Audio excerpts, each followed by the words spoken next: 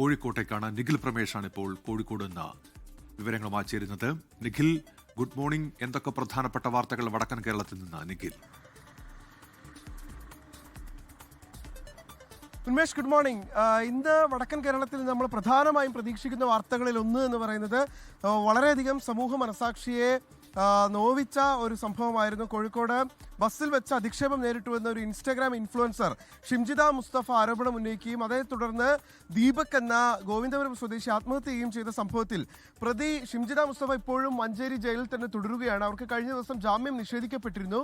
ഇതിനു പിന്നാലെ അവരിപ്പോൾ വീണ്ടും മേൽക്കോടതിയെ ജാമ്യാപേക്ഷയുമായി സമീപിക്കുന്നു എന്നുള്ളതാണ് ലഭ്യമാകുന്ന വിവരങ്ങൾ. ഇന്ന് ആ കോടതി നടപടികളിലേക്ക് കടന്നേക്കും എന്ന് മനസ്സിലാകുന്നു. നേരത്തെ കുന്നമംഗലം 1ാം ക്ലാസ് ജുഡീഷ്യൽ മജിസ്ട്രേറ്റ് കോടതി അവരുടെ ജാമ്യം നിഷേധിക്കുന്ന സാഹചര്യം ഉണ്ടായിരുന്നു.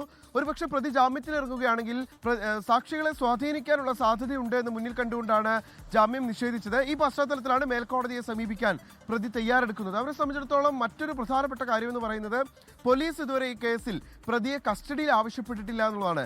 അവർ റിമാൻഡിലായി ഇത്ര ദിവസം കഴിഞ്ഞിട്ടും പ്രതിയെ കസ്റ്റഡിയിൽ ആവശ്യപ്പെട്ടിട്ടില്ല. അതിന് പോലീസ് പറയുന്ന പ്രധാനപ്പെട്ട കാരണം എന്ന് പറയുന്നത് ഈ ഇൻസ്റ്റാഗ്രാം ഇൻഫ്ലുവൻസറുടെ ഫോൺ സൈബർ പരിശോധനയ്ക്ക് വേണ്ടി അയച്ചിരിക്കുകയാണ്. അതിന്റെ വിശദാംശങ്ങൾ കൂടി ലഭ്യമായാൽ മാത്രമേ കസ്റ്റഡിയിൽ ലഭിച്ച ശേഷം പോലീസിന് ഉപകാരമുണ്ടാകും. അതുകൊണ്ട് തന്നെ ആ രേഖകൾ കൂടി ലഭിച്ച ശേഷം ചോദ്യം ചെയ്യലിലേക്കും അതോടൊപ്പം തന്നെ തെളിവെടുപ്പിലേക്കും കടക്കാനാണ് അന്വേഷണ സംഘത്തിന്റെ തീരുമാനം. അത് ഉടനെ തന്നെ ഉണ്ടാകുമെന്നുള്ളതാണ് അറിയുന്നത്. അതോടൊപ്പം തന്നെ ഈ ജനരോഷം തണുക്കുക എന്നുള്ളതും പോലീസിനെ സംബന്ധിച്ചിടത്തോളം ഈ കേസിൽ നിർണായകമായിരുന്നു.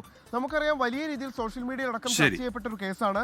സ്വാഭാവികമായിട്ടും ആ പ്രതിയെ തെളിവെടുപ്പിനും മറ്റും എത്തിക്കുമ്പോൾ ജനരോഷം ഉണ്ടാകാനുള്ള സാധ്യതയുണ്ടെന്നും പോലീസ് മുന്നിൽ കണ്ടിരുന്നു. അതോടൊപ്പം തന്നെ ഷിംജിത നൽകിയിട്ടുള്ള തനിക്ക് ബസ്സിൽ അധിക്ഷേപം നേരിട്ടു എന്ന പരാതിയിലും പോലീസിന്റെ അന്വേഷണം പുരോഗമിക്കുകയാണ്.